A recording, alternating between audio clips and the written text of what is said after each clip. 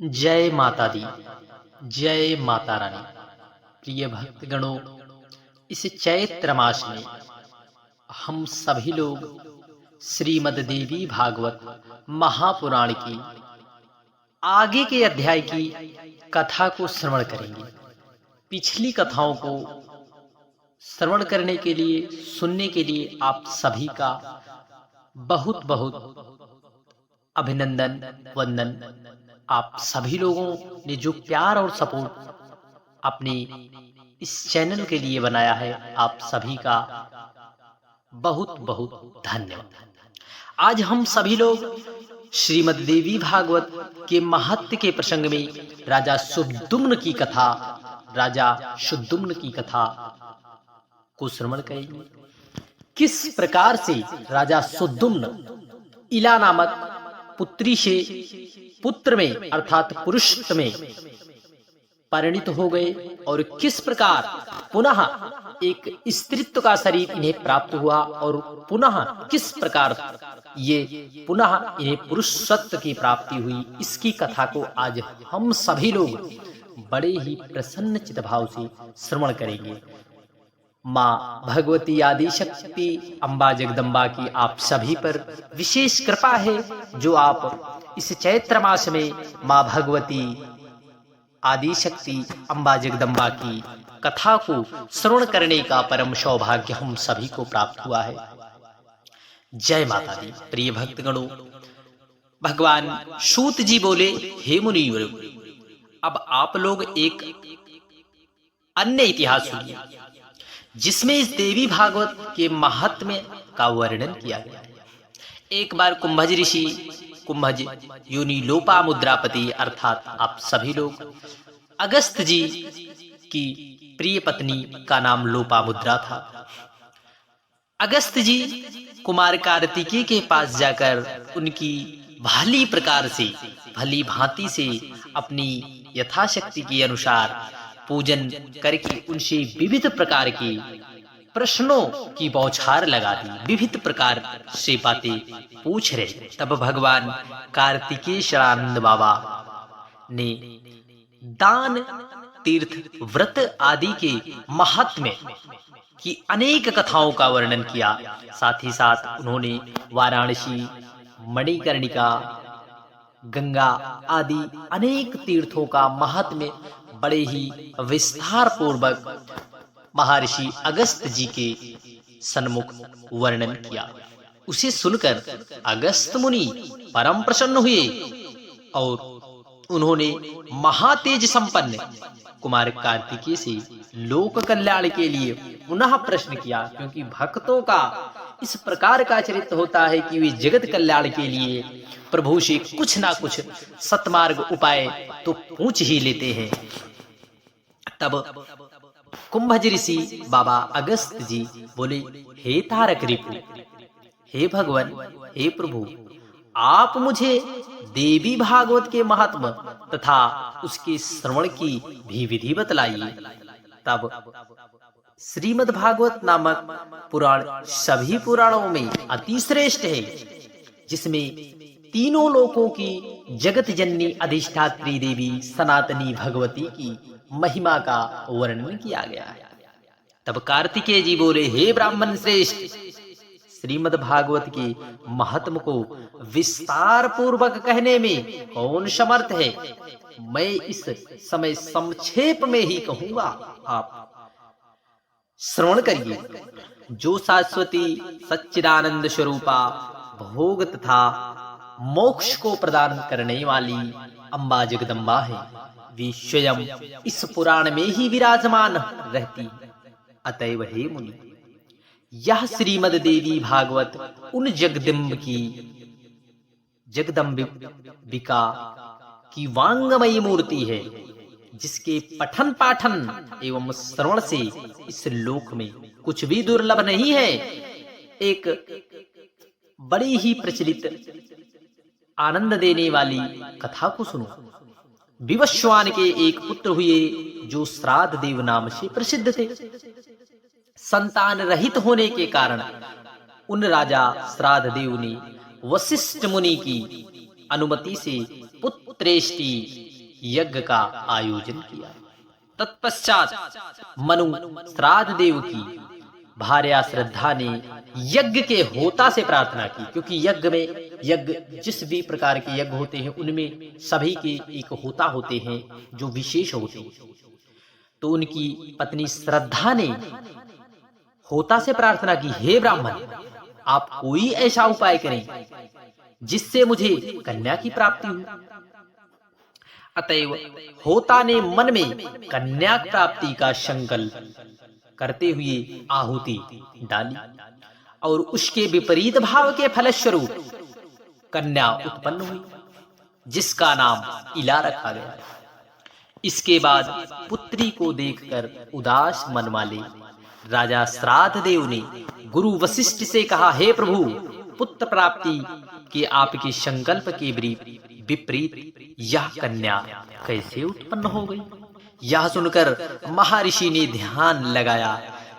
इसमें होता का व्यतिक्रम जानकर वे इला को पुत्र बनाने की कामना से ईश्वर की शरण में गए। मुनि के तप प्रभाव और भगवान की कृपा से सभी लोगों की देखते ही देखते इला कन्या से पुरुष रूप में परिवर्तित हो। इसके बाद गुरु वशिष्ठ ने पूर्ण रूप से संस्कार करके उसका नाम सुदुम्न रखा। वे मनोपुत्र सुदुम्न सभी नदियों के निधानभूत सागर की भांति सभी विद्याओं के निधान हो गए। कुछ समय बीतने पर सुदुम्न युवा हुए और एक दिन सिंधु देशीय घोड़े पर चढ़कर वे आखेट के लिए वन के लिए निकल पड़े। अपने सहचरों के साथ वे कुमार सुदुम्न एक वन से दूसरे वन में जाते, दूसरे से तीसरे वन में भटकते रहे और फिर दैव संयोग से वे हिमालय की तलछटी के उस वन में जा पहुंचे जहां किसी समय प्रभु महादेव देवाधिदेव भूत भावन भगवान शंकर अपनी भार्या अपर्णा के साथ आनंद मुद्रा में रमण कर रहे। उसी समय भगवान शंकर के दर्शन की अभिलाषा से मुनि वहां आ गए और उन्हें देखकर मां पार्वती लज्जित हो गई। तब भगवान शिव और पार्वती को रमण करते देख उत्तम व्रत धारण करने वाले वे मुनिगण वहां से लौट आए और बैकुंठ धाम की ओर चल दिए। तदंतर अपनी प्रियतमा को प्रसन्न करने के लिए भगवान ने उस अरण्य को श्राप दिया कि आज से जो पुरुष यहाँ प्रवेश करेगा वह स्त्री हो जाएगा। तभी से पुरुषों ने उस वन में जाना त्याग दिया और संयोगवश वहां पहुंचते ही सुदुम्न एक लावण्यमयी स्त्री के रूप में परिवर्तित हो गए। अपने सभी अनुचरों को पुरुष से स्त्री तथा घोड़ों को घोड़ियों में रूपांतरित हुआ देखकर सुदुम्न आश्चर्यचकित हो गए। अब वह रूपवती तरुणी वन वन में विचरण करने लगी। तब एक बार वह बुद्ध के आश्रम के समीप पहुंची।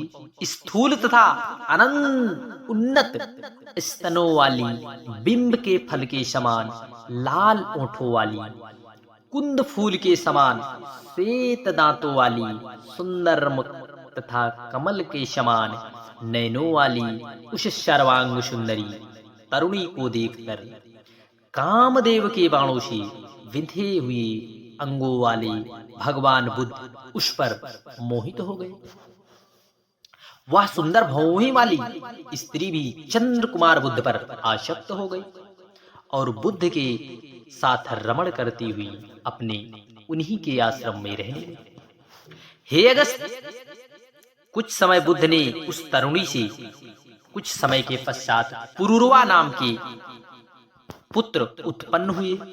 इस प्रकार बुद्ध के आश्रम में रहते हुए कई वर्ष बीत जाने पर किसी समय उसे अपने पूर्व वृतांत का स्मरण हुआ और वह दुखित होकर आश्रम से चली आई। इसके बाद गुरु वशिष्ठ जी के आश्रम में पहुंचकर उन्हें प्रणाम किया और सारा वृतांत कह सुनाया। पुरुषत्व की कामना से करती हुई उनकी शरण में गई।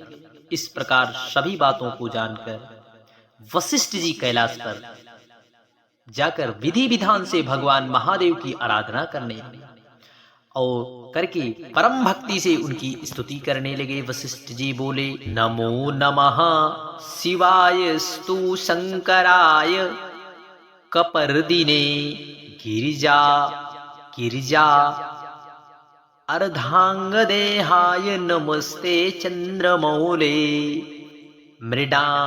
मृडाय सुखदात्रे ते नमः कैलाशवासिने नीलकंठाय भक्तानां मुक्ति प्रदायिने शिवाय शिवरूपाय प्रपन्न भयहारिणे नमो वृषभावाय शरणाय परात्मने ब्रह्म विष्णु विश्वरूपाय सर्ग स्थित लयेषु च नमो देवाधिदेवाय वरदाय पुरारे यज्ञरूपाय यज्ञताम फलदात्रे नमो नमः गंगाधराय शूरेन्दुशिखिनेत्राय ते नमः। विभिन्न प्रकार से शिव शंकर कपर्दी गिरजा के अर्धांग एवं चंद्रमौली को बार बार नमस्कार कर मृड सुखदाता कैलाशवासी नीलकंठ भक्तों को भोग तथा मोक्ष प्रदान करने वाले आपको नमस्कार है। विभिन्न प्रकार की प्रभु महादेव की स्तुति किया। इस प्रकार मुनि वशिष्ठ जी के द्वारा स्तुति किए जाने पर करोड़ों सूर्य सदृश प्रभाव से युक्त एवं भगवती पार्वती के साथ नंदी पर आरूढ़ वे जगतपति भगवान शंकर प्रकट हो गए। चांदी के पर्वत के समान प्रभाव वाले त्रिनेत्रधारी भगवान चंद्रशेखर शरण में आए हुए मुनि श्रेष्ठ वशिष्ठ से अत्यंत प्रसन्न होकर बोले। श्री भगवान ने कहा, हे विप्रेश, आपके मन में जो भी इच्छा हो वह वर मांगिए। उनके इस प्रकार कहने पर गुरु वशिष्ठ ने प्रणाम कर इला की पुरुषत्व प्राप्ति के लिए उनसे प्रार्थना की। इसके बाद प्रभु महादेव ने मुनि वशिष्ठ जी से कहा, 1 मास तक वह पुरुष रूप में तथा 1 मास तक नारी रूप में रहे। इस प्रकार शिव से वर प्राप्त करके महर्षि वशिष्ठ ने वर प्राप्त करने के लिए सदा उत्सुक रहने वाली जगदम्बिका पार्वती को प्रणाम किया। करोड़ों चंद्रमा की कलाकांति से युक्त तथा सुंदर मुस्कान वाली भगवती की सम्यक पूजा करके सदा के लिए इला की पुरुषत्व प्राप्ति की कामना से वशिष्ठ जी श्रद्धा पूर्वक उनकी स्तुति करने लगे। हे देवी, हे महादेवी, हे भक्तों पर कृपा करने वाली भगवती, आपकी जय हो। हे समस्त देवों की आराध्य स्वरूपा और अनंत गुणों की आगार, आपकी जय हो। जय देवी महादेवी भक्ता अनुग्रहकारिणी, जय सर्वसुराराधे जयंतना गुणलाय। नमो नमस्ते देवेशी शरणागत वत्सले, जय दुर्गे दुखन्नि दुष्ट दैत्यनि पुषिदिनी। भक्तिगमे महामाये नमस्ते जगदम्बिके, संसार सागरोक्तार पोतिभूत पदाम्बुजे। इस प्रकार से विभिन्न प्रकार से भगवान गुरु वशिष्ठ जी माँ आदि शक्ति की आराधना करने लगे। अपने चरण कमलों की सेवा से ही, आपके चरण कमलों की सेवा से ही ब्रह्मा विष्णु तथा महेश आदि देवता विश्व के सृजन पालन तथा संहार हेतु समर्थ प्राप्त करते। पुरुषार्थ चतुष्ट धर्म अर्थ काम तथा मोक्ष प्रदान करने वाली देवेश्वरी, आप प्रसन्न हो। हे देवी, आपकी स्तुति करने में भला कौन समर्थ है? कोई समर्थ नहीं है, अतः मैं आपको केवल प्रणाम कर रहा हूं। महर्षि वशिष्ठ जी द्वारा इस प्रकार भक्ति भाव से स्तुति किए जाने पर नारायणी, परम्बा आदि शक्ति दुर्गा भगवती तत्काल प्रसन्न हो गई। तदंतर भक्त जनों का दुख दूर करने वाली महादेवी मुनि वशिष्ठ से कहा, हे मुनि, आप सुद्युम्न के घर जाकर भक्ति पूर्वक मेरी पूजा करें। हे द्विजश्रेष्ठ, सुद्युम्न को 9 दिनों में मुझे प्रसन्नता प्रदान करने वाली श्रीमद् भागवत, श्रीमद् देवी भागवत पुराण का प्रेम पूर्वक श्रवण कराई। उसके श्रवण मात्र से उसे सर्वदा के लिए पुरुषत्व की प्राप्ति हुई। ऐसा कहकर भगवती तथा भगवान शंकर अंतर्ध्यान हो गए। इसके पश्चात वशिष्ठ जी उस दिशा को नमस्कार कर अपने आश्रम को लौट आए और सुद्युम्न को बुलाकर उन्होंने देवी की आराधना करने के लिए उन्हें आदेश दिया। अश्विन मास के शुक्ल पक्ष में जगदम्बिका की विधि पूर्वक पूजा करके वशिष्ठ जी ने राजा को नवरात्रि विधान के अनुसार श्रीमद् देवी भागवत महापुराण सुनाया। इस प्रकार अमृत रूप श्रीमद् देवी भागवत महापुराण को भक्ति पूर्वक सुनकर और गुरु वशिष्ठ जी का पूजन वंदन करके सुद्युम्न ने सदा के लिए पुरुषत्व की प्राप्ति कर ली। वशिष्ठ जी ने सुद्युम्न का राज्याभिषेक किया और वे प्रजाओं को प्रसन्न रखने हेतु धर्म पूर्वक भूमंडल पर शासन करने लगे। सुद्युम्न ने अत्यंत श्रेष्ठ दक्षिणा वाले भांति भांति के यज्ञ किए और अंत में पुत्रों को राज्य का शासन सौंपकर वे देवी लोक को प्राप्त हुए। हे विप्रों, इस प्रकार मैंने आप लोगों को इतिहास सहित देवी महत्व बता दिया। यदि कोई मनुष्य सद्भक्ति के साथ इसे पढ़ता अथवा सुनता है तो वह देवी की कृपा से इस लोक में संपूर्ण कामनाओं की प्राप्ति करके अंत में देवी के परम सत्य स्वरूप शालोक प्राप्त कर लेता है। इति स्कंद पुराणे मानस खंडे श्री देवी भागवत महात्म्ये देवी भागवत नवाह श्रवण दिलाय। जय माता दी।